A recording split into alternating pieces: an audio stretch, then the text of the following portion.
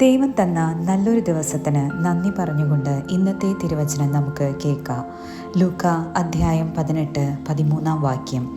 ആ ചുങ്കക്കാരനാകട്ടെ ദൂരെ നിന്ന് സ്വർഗത്തിലേക്ക് കണ്ണുകൾ ഉയർത്താൻ പോലും ധൈര്യപ്പെടാതെ മാറത്തടിച്ചുകൊണ്ട്, ദൈവമേ, പാപിയായ എന്നിൽ കനിയണമേ എന്ന് പ്രാർത്ഥിച്ചു.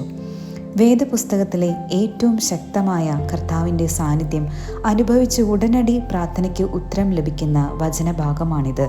ഇതേ സാന്നിധ്യം മറ്റൊരു വചനഭാഗത്തും നമുക്ക് കാണാൻ സാധിക്കും. കുഷ്ഠരോഗി പ്രാർത്ഥിച്ചു, കർത്താവെ, എന്നോട് കരുണ ചെയ്യണമേ. ഉടനടി ആ പ്രാർത്ഥനയ്ക്ക് ഫലം കിട്ടുകയുണ്ടായി.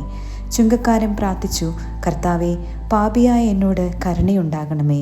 അവിടെയും അവൻ ഉടനടി തന്നെ നീതീകരിക്കപ്പെട്ടു. നമുക്കും പ്രാർത്ഥിക്കാം. കർത്താവായ യേശുവേ, ദാവീദ് പുത്ര, പാപിയായ എന്നോട് കരുണയുണ്ടാകണമേ. ആമീൻ. നിന്റെ പ്രാർത്ഥനയ്ക്ക് ദൈവം ഉടനടി തന്നെ ഉത്തരമരുളുക തന്നെ ചെയ്യും.